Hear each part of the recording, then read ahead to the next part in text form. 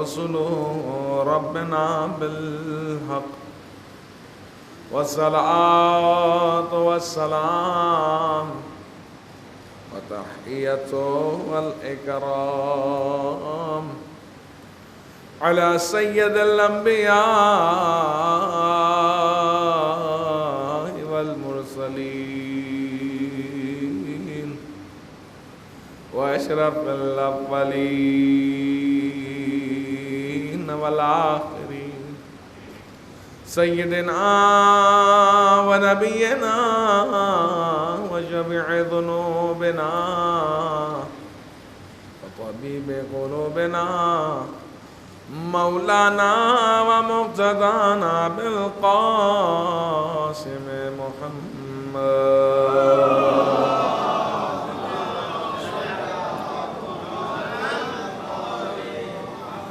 وعلى أهل بيته الطيبين الطاهرين المعصومين المظلومين ولعنة الدائمة على أعدائهم أجمعين من الآن إلى قيام يوم الدين. أما بعد فقد قال الله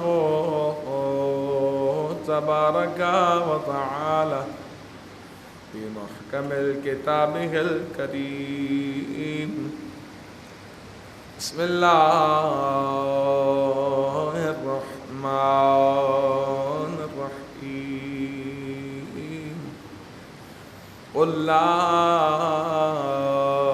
أسألكم عليه أجرا إلا المودة في القربى. صلوات پڑھیں.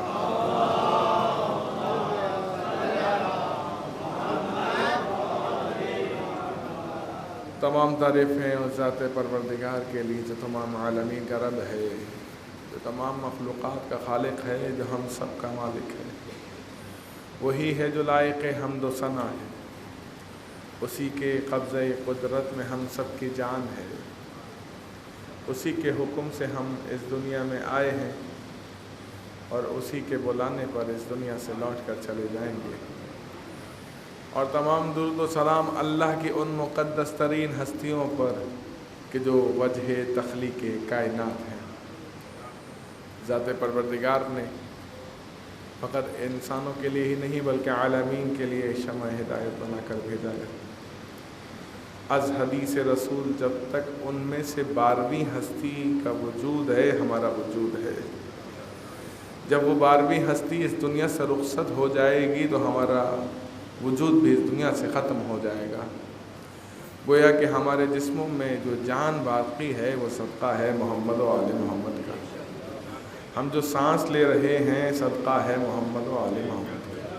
ہم جو اس دنیا میں زندگی بسر کر رہے ہیں یہ اللہ کی آخری حجت کا صدقہ ہے. عظمت اہل بیت علیہ السلام پر مل کر بآواز بلند صلوات پڑھیں.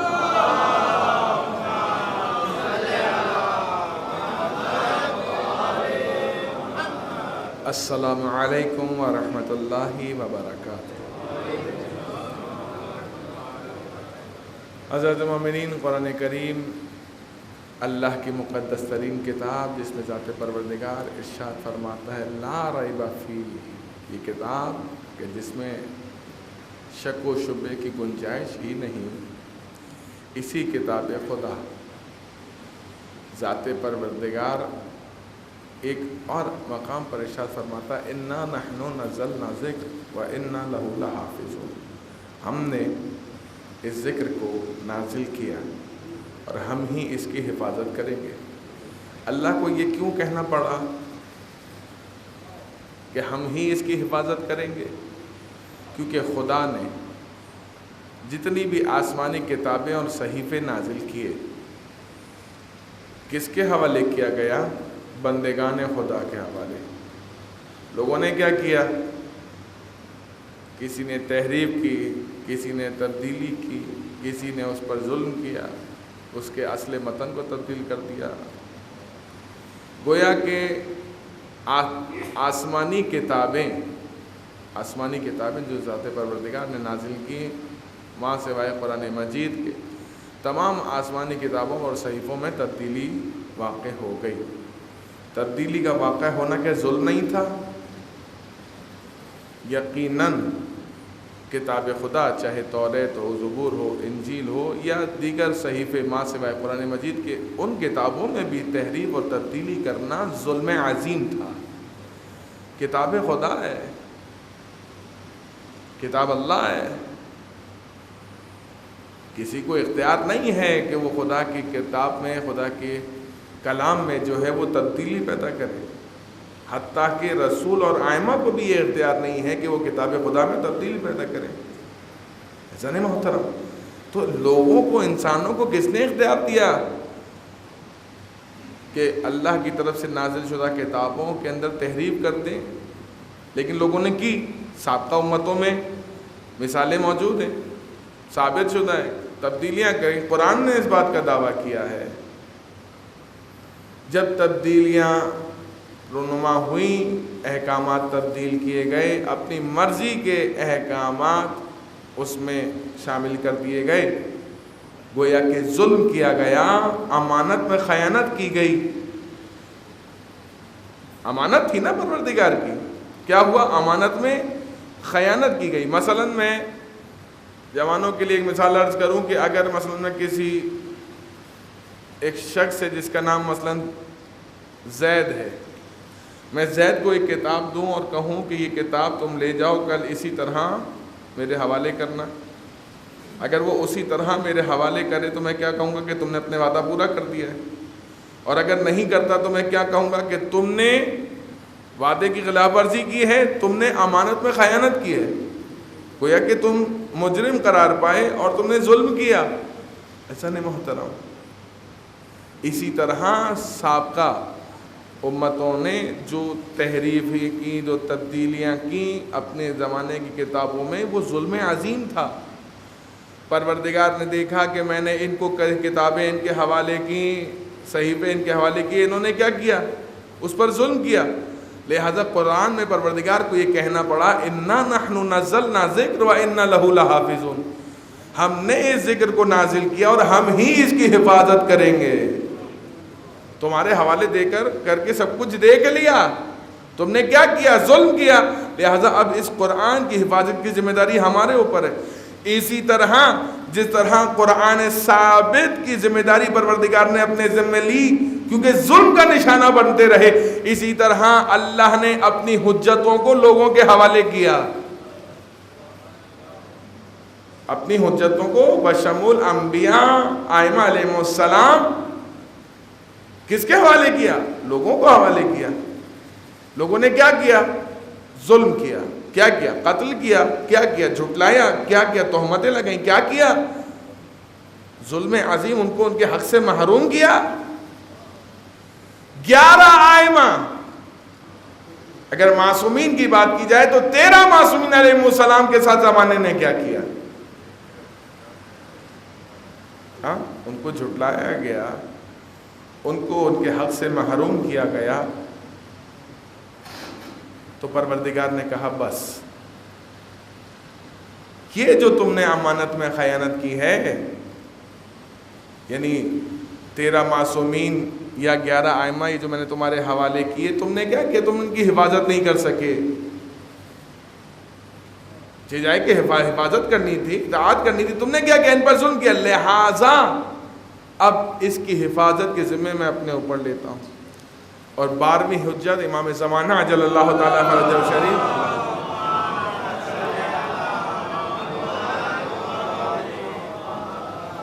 کو پہلے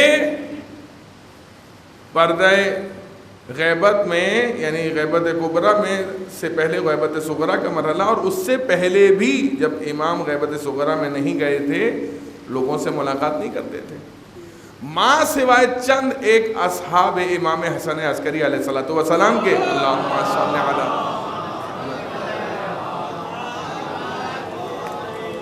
حسن محترم۔ تو پروردگار نے کیا کیا نظام بنایا، قرآن کا محافظ اللہ، وارث قرآن کا محافظ اللہ۔ اب لوگ چیختے رہیں چلاتے رہیں کہ ہمیں ایک منجی عالم بشریت کی احتیاج ہے، ہم محتاج ہیں ایک ایسے شخص کی طرف جو نجات دے اس پرآشوب زمانے میں، ظلم زدہ ستم زدہ معاشرے میں ہمیں ضرورت ہے ایک شخص کی، کیا نہیں ہے؟ کس زمانے میں نہیں رہی؟ ہر زمانے میں رہی ہے، آج بالخصوص زیادہ ہے، آج کا دور زیادہ ہے۔ اسی لیے امام محمد باقر علیہ الصلوۃ والسلام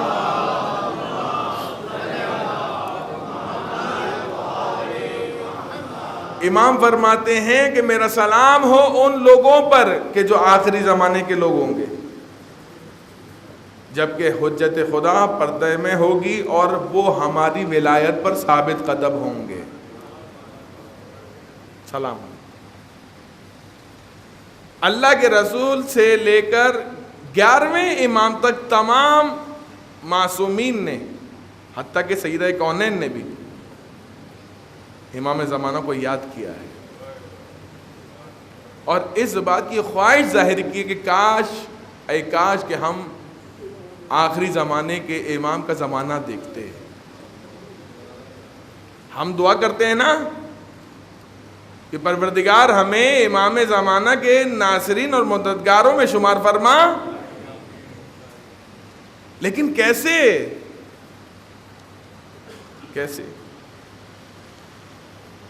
قرآن کہتا ہے قُلْ لَا أَسْأَلُكُمْ، جو سرنامہ کلام میں شروع میں تلاوت کی آیت قرآنی کی، قُلْ لَا أَسْأَلُكُمْ عَلَيْهِ أَجْرًا إِلَّا الْمَوَدَّةَ فِي الْقُرْبَى۔ حضرت محترم، قرآن میں اہل بیت علیہ السلام کی اطاعت کو جو واجب قرار دیتے ہیں علماء، وہ اسی آیت مودت سے قرار دیتے ہیں۔ اسی آیت، تمام علماء اسلام کی بات کر رہا ہوں، علماء تشیع کی نہیں، فقط تمام علماء کسی بھی مکتب فکر سے تعلق، اسی آیت مودت سے ائمہ علیہ السلام، اہل بیت علیہ السلام کی اطاعت کے واجب ہونے پر دلیل رکھتے ہیں۔ قرآن کیا رہا ہے؟ قُلْ لَا أَسْأَلُكُمْ عَلَيْهِ أَجْرًا إِلَّا الْمَوَدَّةَ فِي الْقُرْبَى۔ بارہا اس پہ گفتگو رہی، لہٰذا میں اس کے ذیل میں زیادہ گفتگو نہیں کروں گا، صرف اشارہ دے کر اپنے موضوع کی طرف، اصل موضوع کی طرف آؤں گا کہ اے رسول ان سے کہہ دیجئے کہ اگر اجر رسالت کو ادا کرنا چاہتے ہو تو کیا کرو؟ میرے آل سے محبت اور مودت رکھو۔ محبت اور مودت کے معیارات ہیں یا نہیں ہیں؟ وہ محبت کے جو مجازی محبت ہے، جو ختم ہو جانے والی ہے، دنیاوی محبت، اس کے بھی تقاضے ہیں عزیزان۔ وہ محبت کہ جو دنیاوی ہے، مجازی ہے، جو ختم ہو جانے والی ہے، اس کے تقاضے ہیں، تو وہ محبت جو باقی رہنے والی ہے تو کیا اس کے تقاضے نہیں ہوں گے؟ ہاں، تقاضا محبت کیا ہے؟ قرآن کہتا ہے ان کنتم تحبون اللہ فاتبعونی یحببکم اللہ، یہ تقاضا محبت ہے۔ کیا کرو؟ اتباع کرو بھائی، صرف دعوی محبت کافی نہیں ہے، اتباع کیجئے۔ اتباع کیسے کرنی ہے؟ اتباع آسان الفاظ میں، ان کے قدم پر قدم رکھیے، ان کے حکم پر عمل کیجئے، جیسا ائمہ علیہ السلام نے بتایا ہے اس کے مطابق زندگی گزاریے۔ عزیزان محترم، دنیا و آخرت کی نجات اہل بیت علیہ السلام کی اطاعت میں ہے۔ اگر انسان دنیا و آخرت کی نجات چاہتا ہے تو اسے چاہیے کہ اہل بیت علیہ السلام کی اطاعت کرے.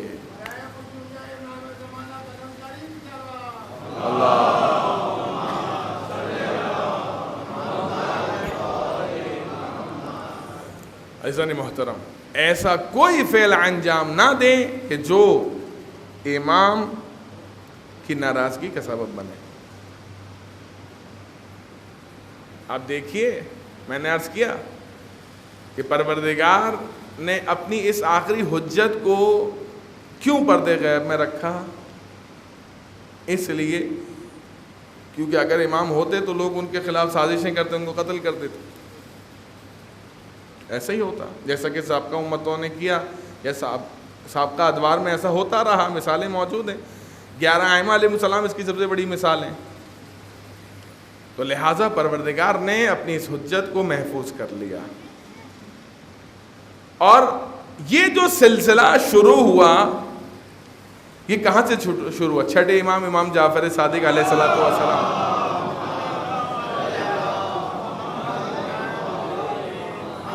امام کے دور سے کیا ہوا؟ امام نے اپنے چاہنے والوں کو خطوط کے ذریعے سے مسائل سے آگاہ کیا.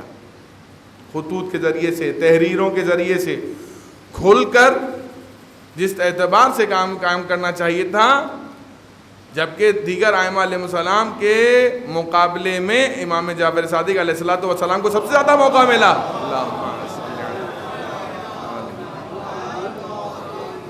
موقع اس اعتبار سے ملا کیونکہ بنی امیہ بنی عباس آپس میں ایک دوسرے سے اقتدار کی جنگ لڑ رہی تھی. تو امام نے اس موقع کو غنیمت جانا، یعنی ہر دور کو تطبیق کرنا چاہیے ائمہ علیہ السلام کے ادوار پر، ہر دور کو.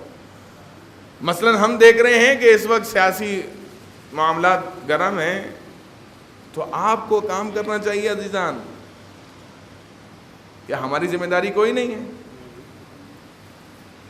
کیا صرف بیٹھ کر دعائے سلامتی امام زمانہ پڑھ لینا، یا عید کے دن فطرہ نکال دینا، جبکہ فطرہ آپ کے ذمہ نہیں ہے امام کا؟ صدقے کا حکم ہے، فطرے کا نہیں. اب عید گزری ہے نا، بہت سے لوگ آئے، انہوں نے کہا ہم نے تو نا امام زمانہ کا بھی فطرہ نکالا ہے. یہ کیا ہے؟ محبت، اظہار محبت ہے. لیکن پہلے یہ سوچنا چاہیے کہ فطرہ کس کا نکالتا ہے اور کون نکالتا ہے؟ فطرہ نکالا جاتا ہے جو گھر کا سرپرست ہوتا ہے، ہیڈ آف فیملی، وہ نکالتا ہے. کس کا؟ اپنے ان افراد کا جو اس کی کفالت میں ہوتے ہیں. اب یہ بتائیے کہ کیا امام زمانہ ہماری کفالت میں نہیں ہے نا؟ تو پھر آپ امام زمانہ کا فطرہ کیسے نکال رہے ہیں؟ ابھی کے دن ہے نا، ابھی گزرے. افسوس کہ کچھ لوگ ایسے بھی اس میں کوتاہی کرتے ہیں کہ وہ ابھی تک جیب میں لیے گھوم رہے ہیں فطرہ کے، کوئی مل جائے گا تو دے دیں گے. جس کو غریب اور مستحق نظر نہیں آتا، نہیں مل رہا، اس کو زمانے کا امام کیا ملے گا؟ ہاں، جس کو ایسا نہیں محترم فطرہ نکالتے ہیں، کہتے ہیں امام زمانہ کا فطرہ.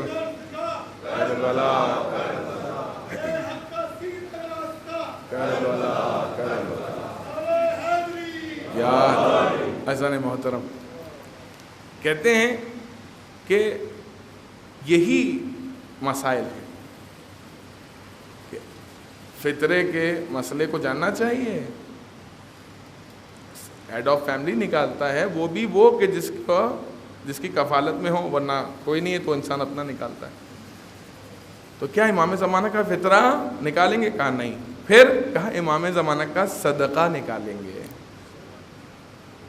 البتہ صدقات کی کچھ فارمز ہیں، کچھ صورتیں ہیں. اب جب یہ بات آ ہی گئی ہے تو بات مکمل کر دوں تاکہ سننے والوں تک بات جو ہے وہ مکمل ہو جائے. چند طرح کے صدقات ہوتے ہیں. کچھ مستحب صدقات ہوتے ہیں، کچھ واجب صدقات ہوتے ہیں. مستحب صدقہ کیا؟ کہ جب بھی آپ گھر سے نکلتے ہیں تو جن کی مائیں زندہ ہیں ان کی مائیں اپنے بچوں کی سلامتی کے لیے صدقہ نکالتی ہیں، اور جن کی مائیں زندہ نہیں ہیں ان کے بچوں کی مائیں جو ہے وہ صدقہ نکالتی ہیں. یہ ہے مستحب صدقہ. عقیقہ مستحب صدقہ ہے، چاہے غیر شیعہ ہو، مثلا اگر غیر شیعہ کوئی بھی مسلمان عقیقہ کرے تو لوگ سوال کرتے ہیں کیا ہم جا سکتے ہیں؟ کہاں جا سکتے ہیں. کیا ہم کھا سکتے ہیں؟ کہاں ہم کھا سکتے ہیں. کیوں؟ کیونکہ مستحب صدقہ ہے.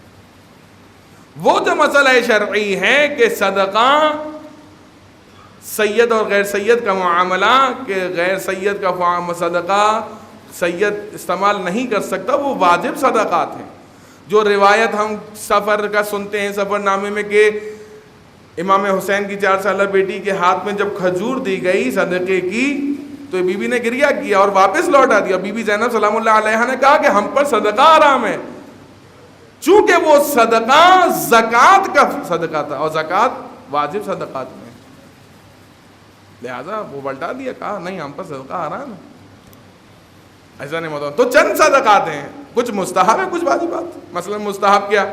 یہی عقیقہ ہے، مثلا ایک صدقہ ہے. آپ گھر سے نکلتے ہیں روزی رزق کے لیے جو پیسے نکالتے ہیں مستحب صدقہ ہے. امام زمانہ کے لیے جو آپ صدقہ نکال رہے ہیں ان کی سلامتی کے لیے، دراز عمر کے لیے، یہ کیا ہے؟ یہ مستحب صدقہ ہے. پھر واجب صدقات کون سے ہیں؟ کہتے ہیں واجب صدقات مثلا زکوٰۃ، یہ واجب صدقہ ہے. زکوٰۃ کیا ہے؟ واجب ہے. اور زکوٰۃ کا ایک نصاب ہوتا ہے، جب نصاب تک چیز پہنچتی ہے تو اس کے بعد جو ہے مخصوص نصاب کے ساتھ جو ہے پھر وہ صدقہ یعنی زکوٰۃ جو ہے وہ واجب ہوتی ہے. جو واجب صدقہ، پہلی مثال. دوسری مثال فطرہ.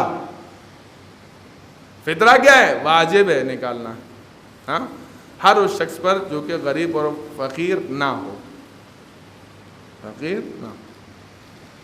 تو اب یہ جو فطرہ واجب صدقہ ہے، چونکہ واجب ہے تو یہ غیر سید کا سید کو نہیں دیا جا سکتا.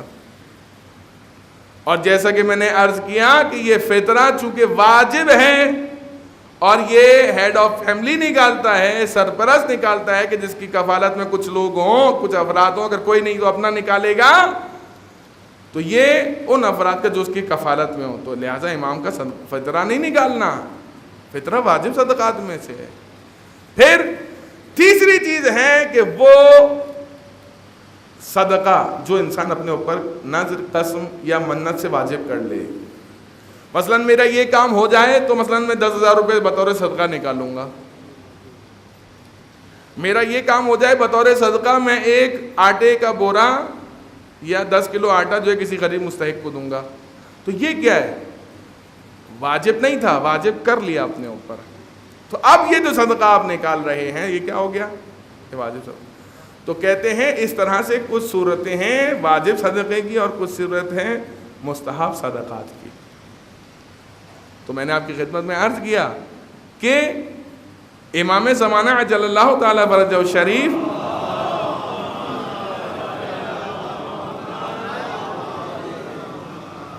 کا جو غیبت کبریٰ کا یہ زمانہ ہے، اس میں امام کے جو محب ہیں، مطیع ہیں، ان کے لیے حکم کیا ہے کہ وہ صدقہ نکالیں، مستحب صدقہ روز امام کی سلامتی کے لیے. تو چھٹے امام کے زمانے سے میں عرض کر رہا تھا یہ سلسلہ شروع ہوا اور امام نے کوئی ممکن ہے کہ یہ سوال کرے کہ مولانا صاحب سب سے زیادہ تو فقہ جو ہے فقہ اہل بیت جو کو فقہ جعفریہ کے ساتھ سے متعارف کرائی گئی وہ تو چھٹے امام کے دور سے کرائی گئی. جی آپ اس بات سے اندازہ لگائیے کہ تاریخ اس بات کی گواہ ہے کہ امام کی زندگی تقیہ پر محیط ہے. امام کی زندگی، امام نے خود بھی تقیہ کیا اپنے کہتے 4,000 سے زائد امام کے شاگرد اور راوی ہیں جو ایک وقت میں بیٹھ کر علم حاصل کرتے تھے. کیونکہ جمعے کو شہادت بھی ہے امام کی تو ان کا بھی تذکرہ ہو جائے. 25 شوال میں نے عرض کیا تھا کہ 2 تاریخیں، ایک 15 شوال ایک 25 شوال. 4,000 سے زائد راوی اور شاگرد جس میں علماء اہل سنت، بزرگ ترین علماء اور ان کے ائمہ خود امام کے شاگردوں میں سے. ایسا نہیں محترم، عرض یہ کر رہا ہوں کہ امام نے کس قدر مشکلات اٹھائیں کہ یہاں تک کہ امام کا گھر تک جلا دیا گیا. امام کو تقیہ اختیار کرنا پڑا. یہاں بات یہ عرض کرتا جاؤں کہ ہم جناب بہلول کے تذکرے اور واقعے، ان کے واقعات پڑھتے ہیں، سنتے ہیں. کیسے پہنچے تھے وہ اس منزل تک کہ ایک دانا اپنے آپ کو دیوانہ کر بیٹھا. کچھ امام کے شاگرد اور اصحاب ان کے نزدیک آئے اور کہتے ہیں مولا آپ کے چاہنے والوں پر اذیتیں ڈھائی جا رہی ہیں، اذیتوں میں مبتلا کیا جا رہا ہے. مولا نے دیکھیں کیا دور تھا تقیہ کا. امام چاہتے کچھ بھی بول دیتے ان کو، ایک لمبی تقریر کر دیتے مثلا. نہیں، امام نے کیا کیا؟ امام نے کچھ کاغذ اٹھائے اور ان پر لکھا جیم، اور وہ ان سب کے حوالے کر دیے جو ان سے سوال کرنے آئے تھے، ان کے خاص شاگرد.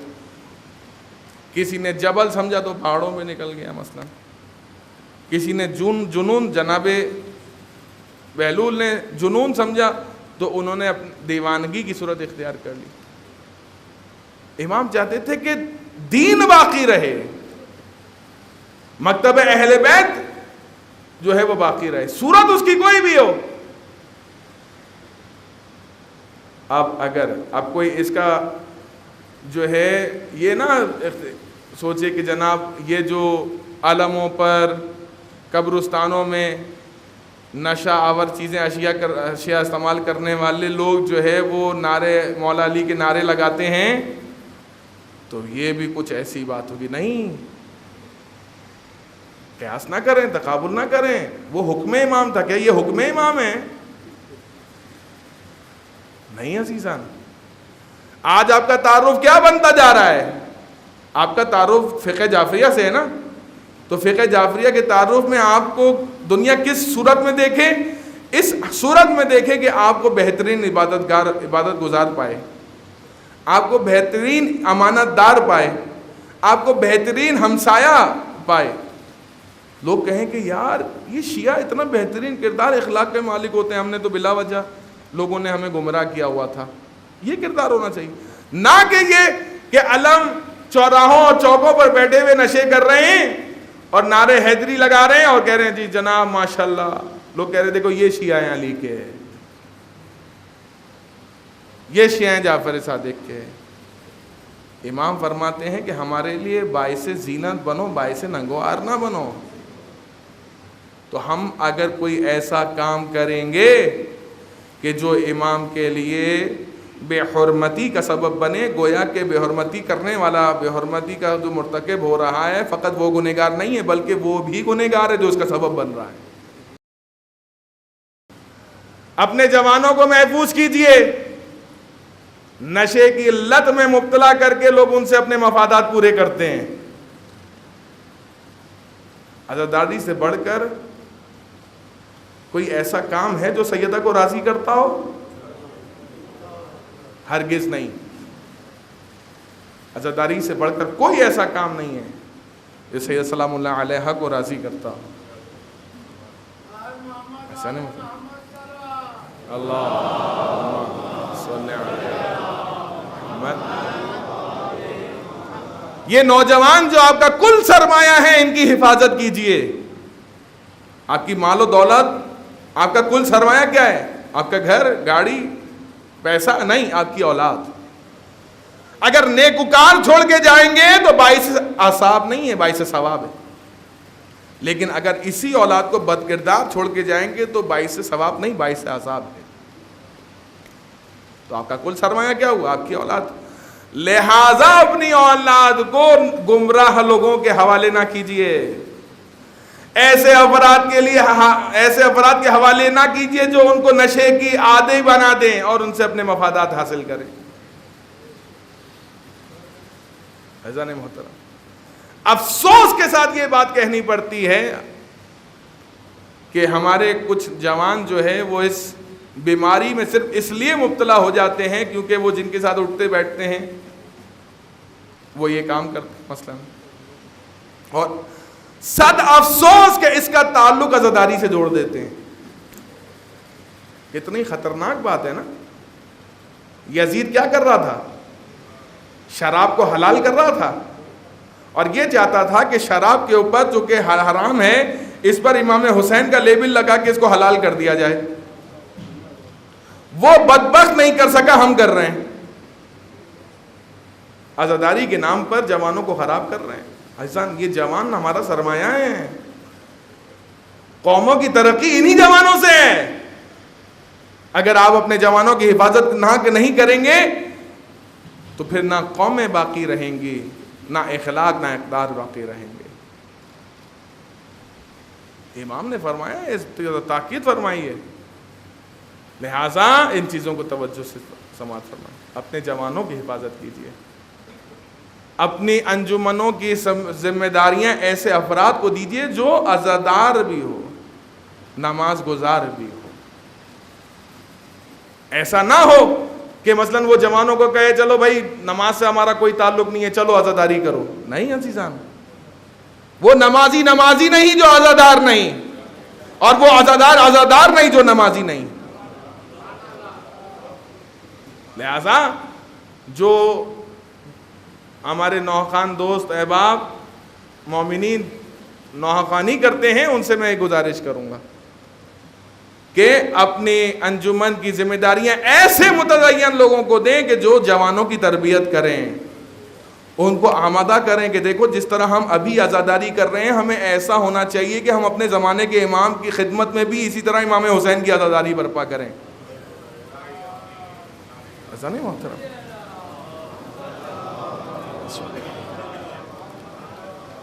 ہمیں اپنے اندر ایسے افراد کو تلاش کرنا چاہیے کہ ایسے افراد ہیں کہ جو اس طرح سے تربیت کریں اپنا ہمارے جوانوں کی کہ عزاداری کے لیے جائیں تو اس نیت اور ارادے کے ساتھ کہ اگر ابھی امام کا ظہور ہو جاتا ہے تو ہم اس بس کو, اس گاڑی کو یا اس سفر کو امام زمانہ کی طرف رخ موڑ دیں گے. ہمیں اس طرح سے عزاداری کرنی چاہیے. کیا ہمارے جو سالار عزاداری ہوتے ہیں کیا وہ ہم اس طرح کے افراد پاتے ہیں کہ جو عزاداری کا فلسفہ اور مقصد بتائیں جوانوں کو اور بولیں کہ تم امام زمانہ کے جوان ہو, تم عزاداری کرنے جا رہے ہو. عزاداری مذاق نہیں ہے, وضو کر کے آؤ پھر ماتمی دستے میں لگنا. وضو کر کے آؤ پھر یہ کوئی مذاق نہیں ہے. انبیاء علیہ السلام نے اس امر کو انجام دیا یعنی عزاداری. ائمہ علیہ السلام نے اس امر کو انجام دیا یعنی عزاداری. عزاداری یعنی کیا؟ مذاق ہے جو ہم ان پڑھ جاہل نشئی لوگوں کے حوالے کر دیں. حسینی جوان چاہیے,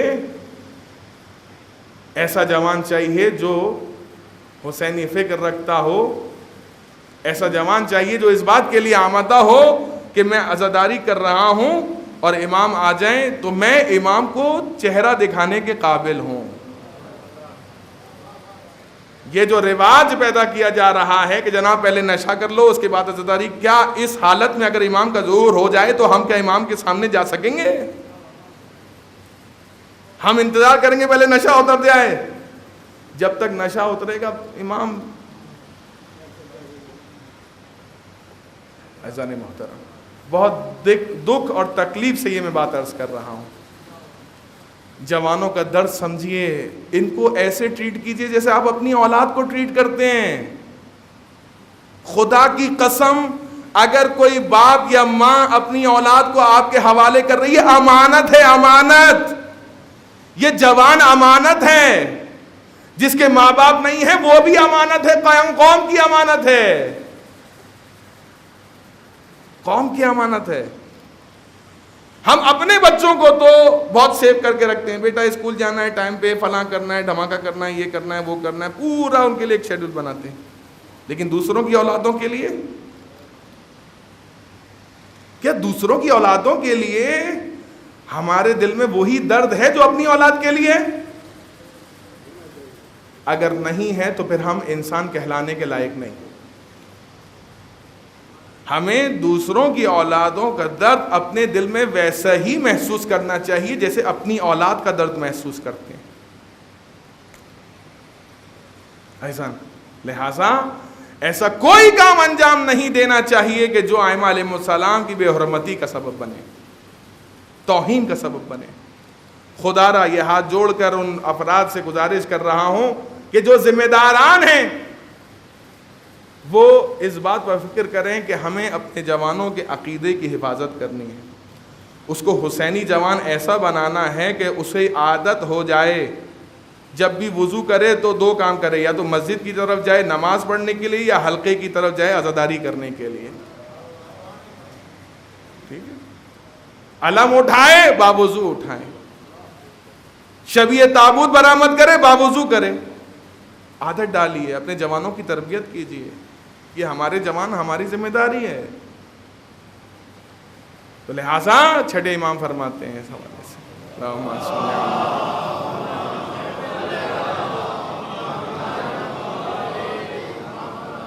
امام فرماتے ہیں کہ انسان کو ہمارے لیے باعث ننگوار نہیں بننا چاہیے۔ تو امام کا زمانہ کس حال میں گزرا؟ تقیہ کے زمانے میں انہوں نے اپنے چاہنے والوں کو محفوظ کیا، اور امام نے بھی اسی بات کی خواہش ظاہر کی جس طرح سے دیگر ائمہ علیہ السلام نے، کہ کاش کہ میں مہدی موعود کا زمانہ دیکھتا۔ تو اس سے جمعے میں نے ایک بات کی تھی کہ اصحاب کہف کے اعتبار سے، کہ اصحاب کہف جو ہیں وہ 7 افراد ہیں کہ جو امام زمانہ کے ناصرین مددگار، اور ایک روایت کے مطابق ان کے وزراء میں ہوں گے۔ یہ روایت چھٹے امام جعفر صادق علیہ الصلوۃ والسلام سے۔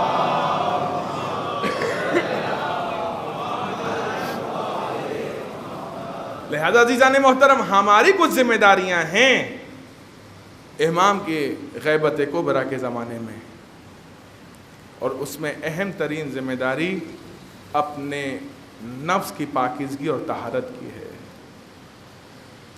جب انسان، میں نے عرض کیا، قرآن میں جب اہل بیت علیہ السلام کی محبت اور مودت کا تذکرہ آیا تو پھر قرآن نے یہی کہا کہ تقاضۂ محبت یہ ہے کہ اتباع کی جائے، اور اتباع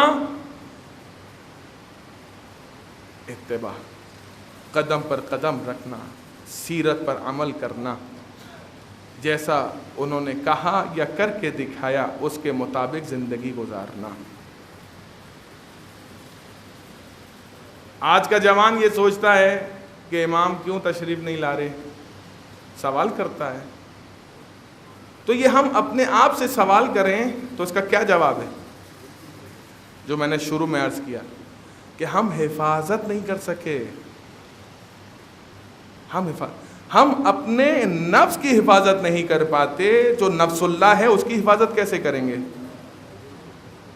نفس اللہ کا محافظ بننے کے لیے پہلے اپنے نفس کی حفاظت کرنی پڑے گی، تزکیہ نفس کرنا پڑے گا، ایسا نا؟ امام روز ہمیں یاد کر کے گریا کرتے ہیں، روز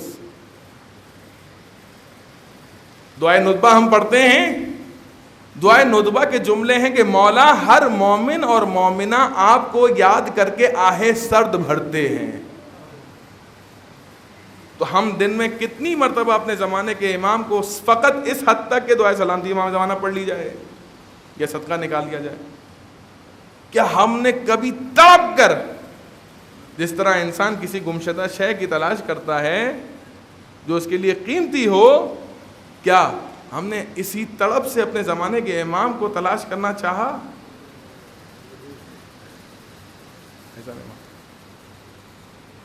اگر نہیں تو پھر کرنا چاہیے، کیونکہ امام کے لیے جو دعائے ندبہ کا جملہ ہے، امام فرماتے ہیں، یعنی دعا کے الفاظ ہیں کہ آپ بچھڑے ہوئے ضرور ہیں مگر ہرگز ہم سے جدا نہیں۔ اللہ ظاہر ہم آپ کو نہیں دیکھ پاتے، لیکن کوئی موقع، کوئی محل، کوئی مشکل، کوئی پریشانی ایسی نہیں ہوتی جب آپ مشکلات کو حل کرنے کے لیے آ جائیں۔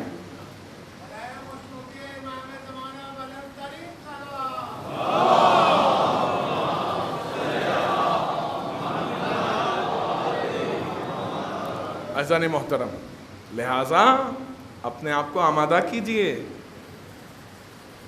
کس طرح آمادہ کریں؟ آمادگی کے طریقہ کار کیا ہے؟ آمادہ کریں، اپنے اندر جو ہے اخلاص پیدا کریں، مومنین کی مدد کیجیے، مومنین کی خدمت کیجیے، ایک دوسرے کے کام آئیے، پڑوسیوں کے جو حقوق ہیں، حقوق اللہ ہو یا حقوق العباد، ان کو ادا کیجیے۔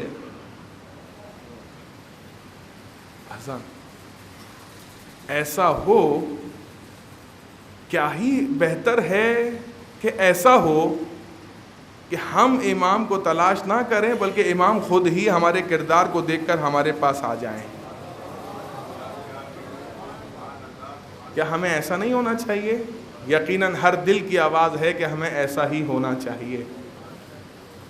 تو دعا کرتے ہیں، پالنے والے تیری بارگاہ میں دعا گو ہیں، ہماری اس قلیل سی عبادت کو اپنی بارگاہ میں قبول فرما، ہمارے جوانوں کو سیرت حضرت علی اکبر پر عمل کرنے کی توفیق عنایت فرما، ہمارے بزرگان کا سایہ ہمارے سروں پہ قائم و دائم فرما، جو مومنات پریشان حال ہیں ان سب کی پریشانیوں کو دور فرما، جو بے گھر ہیں ان کو اپنے ذاتی مکان میں رہنا نصیب فرما، جو بے اولاد ہیں ان کو اولاد کثیر صحیح و سالم عنایت فرما، پالنے والے ہمیں مولا متقیان کی طرز پر زندگی جینے اور امام حسین کی عزاداری میں موت نصیب فرما، اپنی آخری حجت کے ظہور میں تعجیل فرما، اپنے زمانے کے امام کا دیدار ہمیں نصیب فرما، پالنے والے ہمیں امام کے ادنا ترین غلاموں میں شمار فرما۔ بسم اللہ الرحمن الرحیم، قل هو اللہ احد اللہ الصمد لم یلد ولم یولد ولم یکن له کفوا احد۔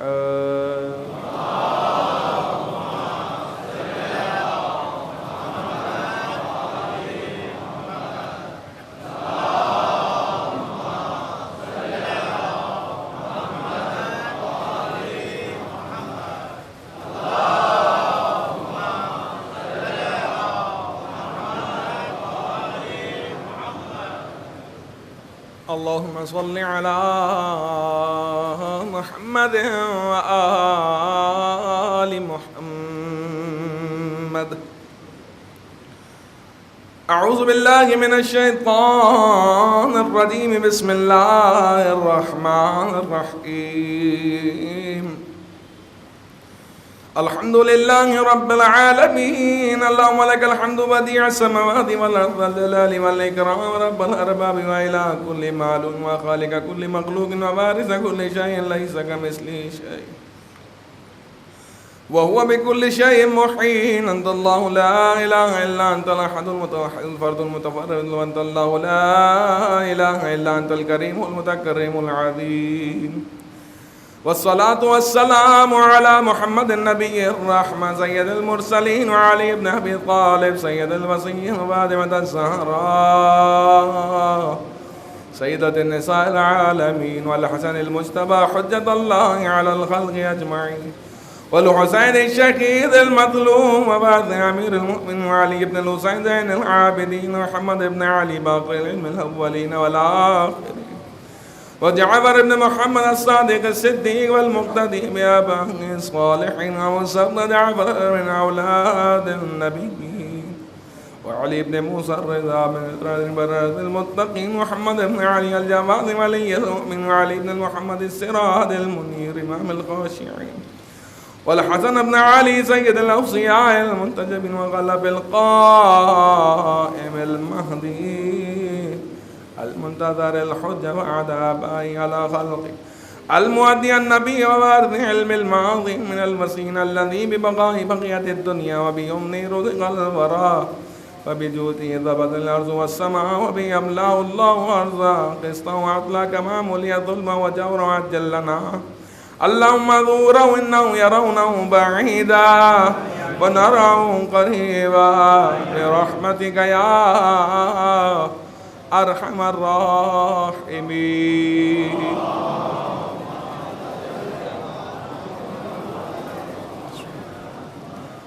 اعوذ باللہ من الشیطان الرجیم،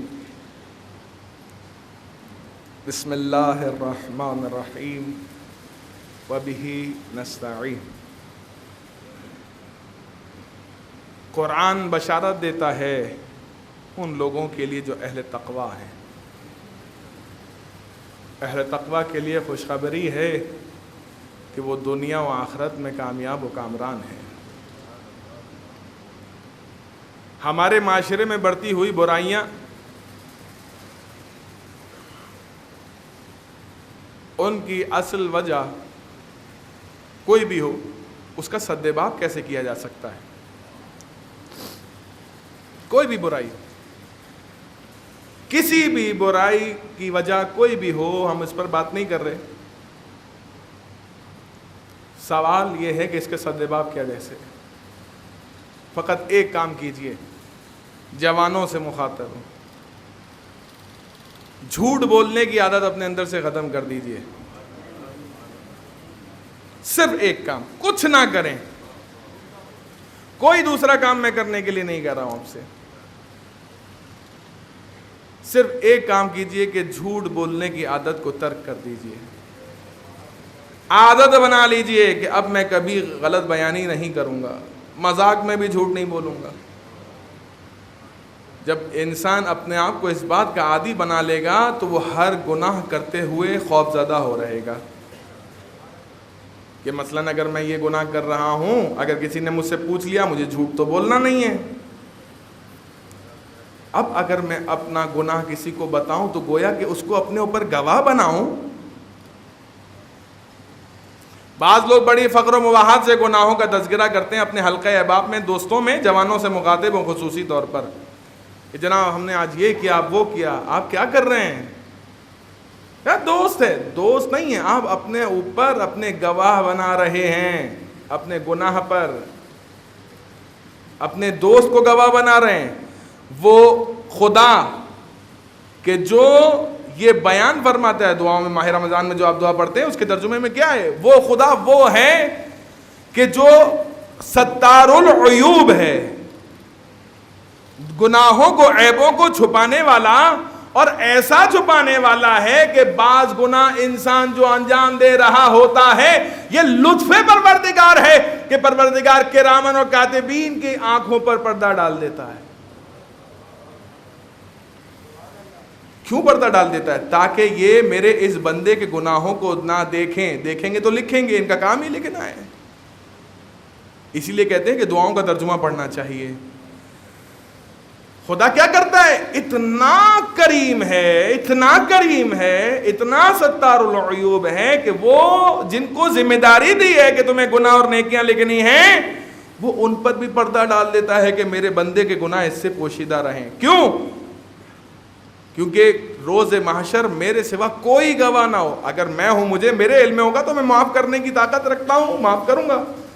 لیکن اگر گواہ سامنے کھڑے ہو گئے، چاہے انسانی صورت میں ہو، چاہے کرامن کاتبین کی صورت میں ہو، یا خود گناہ جو مجسم ہو کر آئیں گے اس صورت میں ہو، تو وہ گواہ بطور گواہ ہوں گے۔ تو بھرے مجمع میں اس محشر کے ازدحام میں کس طرح سے اس کو میں معافی دوں؟ کہ دوسرے کھڑے ہو کے طلبگار نہیں ہو جائیں گے پروردگار تو ہمارے گناہ بھی معاف کر دے، ہم نے کیا کیا ہے؟ تو پروردگار کا یہ لطف ہے۔ تو پروردگار یہ چاہتا ہے کہ آپ اپنے عیوب کو کسی پر ظاہر نہ کریں، کسی کو اپنے اوپر گواہ نہ بنائیں۔ تو بعض جو ہمارے جوان ہیں وہ اپنے دوستوں میں ازراہ مزاح ہو، یا یہ کہیں گے جناب دوست ہیں، دوستوں سے ہر بات شیئر کی جاتی ہے۔ نہیں، دوستوں سے ہر بات شیئر نہیں کی جاتی۔ آج ایک بڑی عجیب بات جوانوں کے لیے کر کے اپنی بات کو مکمل کروں گا۔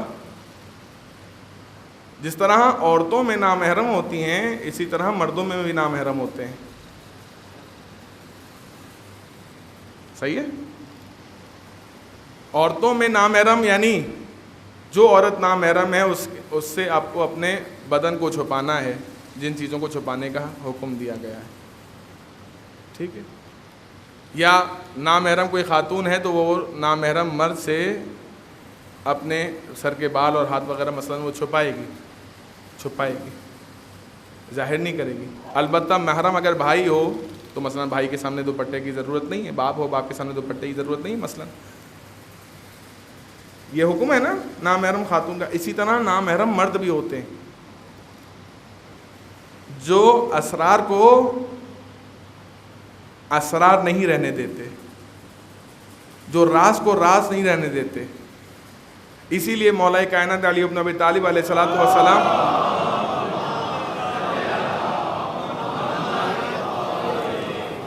نہج البلاغہ میں ارشاد فرماتے ہیں کہ جس نے کسی کے سامنے اپنے عیب بیان کیا اس نے اپنے آپ کو کیا کیا؟ برہنہ کیا گویا کہ، یعنی اپنی برائی اس کے سامنے ظاہر کی۔ ایسا نہیں ہوتا، کسی نے اگر اپنی برائی کسی کے سامنے بیان کی گویا اس نے اپنے آپ کو ذلیل و رسوا کیا۔ امام نے یہ نہیں فرمایا کہ دوست ہو یا دوست نہ ہو، کوئی بھی ہو، تو ایک عادت بنا لیجئے، جھوٹ کی عادت کو ختم کیجئے تاکہ انسان کا نفس پاک و پاکیزہ ہو جائے۔ روایت میں یہی ہے، تمام گناہوں کو ایک کسی جگہ بند کر دیا جائے تو اس کی چابی کیا ہے؟ یہ جھوٹ ہے۔ ٹھیک، تو لہٰذا انسان جھوٹ بولے گا تو سارے گناہ کرتا چلا جائے گا، جھوٹ بولنے کی عادت ختم کر دے گا تو پھر گناہوں کو ختم کرتا چلا جائے گا۔ یہ بڑا بنیادی فرق ہے۔ عزیزان محترم، اپنے بچوں کو عادت ڈالی، جب بچے چھوٹے ہوں نا جب سے عادت ڈالیں۔ اگر بچہ جھوٹ بولتا ہے یا آپ سے کچھ چھپاتا ہے تو اس میں اطمینان پیدا کیجئے کہ بیٹا جھوٹ نہیں بولو، بات صحیح ہے، اچھی ہے، بری ہے، تکلیف دہ ہے یا خوش کر دینے والی ہے، جھوٹ نہ بولو۔ بچیوں کا طریقہ کار کیا ہوتا ہے؟ جب باپ کے پاس آتی ہیں تو سارے دن کا احوال بیان کرتی ہیں، بابا آج ہم نے یہ کیا، آج ہم نے یہ کیا، آج اگر بچیوں کو خصوصی طور پہ بات کر رہا ہوں، اگر اس بات کی عادت پڑ جائے، کیونکہ ان کے کاندھوں پر ایک نسل کی تربیت کی ذمہ داری ہوتی ہے، لہٰذا بچیوں پہ خصوصی طور پر ہمیں تربیتی حوالے سے کام کرنا چاہیے، بچے اور بچیاں دونوں، بچیوں پر خصوصی طور پر، کہ بچیاں جب گھر آتی ہیں سارے احوال بیان کرتی ہیں۔ اگر بچی کو جھوٹ بولنے کی عادت ہوگی تو جھوٹی باتیں کرے گی، اور اگر سچ بولنے کی عادت ہوگی تو سچی باتیں کرے گی۔ عزیزان محترم، تربیت ایسے کریں کہ جیسے امام حسین نے سکینہ کی تھی۔ امام کا جملہ ہے کہ مجھے اس گھر میں سکون نہیں ملتا جس گھر میں سکینہ نہ ہو۔ عجیب بات ہے کہ جب بچی دیکھتی ہے کہ بابا مقتل کی طرف جا رہے ہیں تو گھوڑے کے سموں سے لپٹ کر کہتی ہے، میرے بابا کے ذوالجناح، میرے بابا کو مقتل نہ لے جا۔ امام حسین کا طریقہ کار کیا تھا؟ امام زین سے زمین پر اترے، زمین پر دراز ہو گئے، اپنے سینے پر اپنی بچی کو لٹایا اور عجیب کہا بات کہی، میری بیٹی سکینہ اپنی ماں کے سینے پر سونے کی عادت ڈال۔ یہ جملہ سننا تھا، بچی نے بابا کی ریش مبارک میں ہاتھ لگایا اور عجیب سوال کر بیٹھی، بابا آپ تو کہتے تھے کہ میں نے تمہیں نماز شب میں مانگا ہے۔ بابا کا جسے نماز شب میں مانگتے ہیں اسے خاک پر چھوڑنے کے لیے چھوڑے جاتے ہیں۔ عجیب بات ہے، کہتے ہیں کہ وہ بچی کہ جب بابا کو یاد کرتی تھی شمر ملعون بالوں سے پکڑتا تھا، تماچا مارتا تھا۔ آپ نے سن لیا نا، ایک دفعہ سنا، تکلیف ہوئی، لیکن یہ تکلیف سکینہ کو بار بار ہوئی، کیونکہ بچے عادت سے مجبور ہوتے ہیں۔ بچی باپ کو یاد کرتی تھی، سمر بڑھ کے تماچے لگاتا تھا، جس پر امام زمانہ کو زیارت ناہیہ میں یہ کہنا پڑا، میرا سلام اس بچی پر جس کے رخساروں کا رنگ کربلا سے شام تک تبدیل ہوتا۔ الا لعنت اللہ علی القوم الظالمین وسيعلم الذين ظلموا ايام انا للہ وَإِنَّا إِلَيْهِ رَاجِعُونَ۔ پالنے والے ان بلند آوازوں کا بہترین اجر و ثواب ان کے اور ان کے مرحومین کے نامہ اعمال میں درج فرما۔ پالنے والے ہمارے گناہوں کی مغفرت فرما، پالنے والے ہماری عبادتوں کو اعمال کو اپنی بارگاہ میں قبول فرما۔ تیری بارگاہ میں دعا گو ہیں رب کائنات، ہمارے گناہوں کو، ہمارے مرحومین کے گناہوں کو برلہ معاف فرما۔ مرنے سے پہلے تمام ائمہ علیہم السلام کی زیارات نصیب فرما، مرنے کے بعد قبر میں امام حسین کی زیارت و شفاعت نصیب فرما، اپنی آخری حجت کے ظہور میں تعجیل فرما، ہمیں امام کی ادنا ترین غلاموں میں شمار فرما۔ ان اللہ و ملائکتہ یصلون علی النبی یا ایھا الذین آمنوا صلوا علیہ وسلموا تسلیما۔